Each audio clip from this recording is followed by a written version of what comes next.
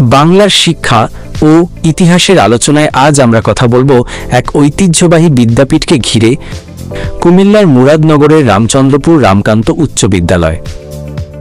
বিদ্যালয়ের যাত্রা শুরু হয় 1895 সালে মিডল ইংলিশ স্কুল হিসাবে।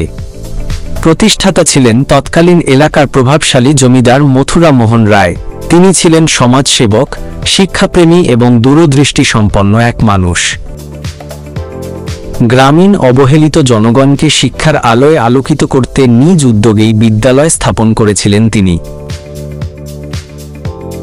মথুরা মোহনের পিতা রামকান্ত সাহা ছিলেন একজন দানশীল ও পরোপকারী ব্যক্তি। তার স্মৃতিকে চিরস্থায়ী করার উদ্দেশ্যে 1918 সালে বিদ্যালয়ের নামকরণ করা হয় রামকান্ত উচ্চ বিদ্যালয়। এরপর 1920 সালে এটি কলকাতা বিশ্ববিদ্যালয় থেকে মাধ্যমিক বিদ্যালয় হিসেবে স্বীকৃতি পায়।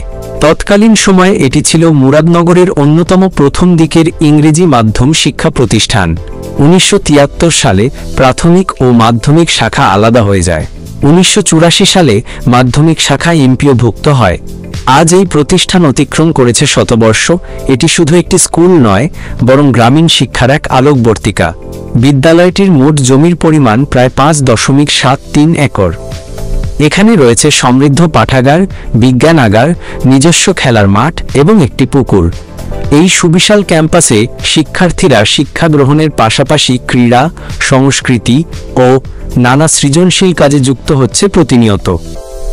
ষষ্ঠ থেকে দশম শ্রেণী পর্যন্ত পড়াশোনা করছে প্রায় 2000 শিক্ষার্থী। শিক্ষার দায়িত্বে রয়েছেন 18 জন এমপিওভুক্ত শিক্ষক। এছাড়া আরও 18 জন খণ্ডকালীন শিক্ষক ও 5 জন কর্মচারী আছেন। বিদ্যালয়ে প্রতি বছর আয়োজিত হয় বার্ষিক ক্রীড়া প্রতিযোগিতা, পুনর্মিলনী ও নানা সাংস্কৃতিক অনুষ্ঠান।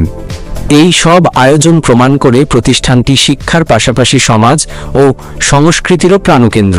এই বিদ্যালয়ের প্রাক্তন শিক্ষার্থীরা আজ দেশ বিদেশে সুনামের সাথে কর্মরত। কেউ সরকারি উচ্চপদস্থ কর্মকর্তা, কেউ বিশ্ববিদ্যালয়ের অধ্যাপক, আবার কেউ রাজনীতি ও সমাজসেবায় নেতৃত্ব দিচ্ছেন।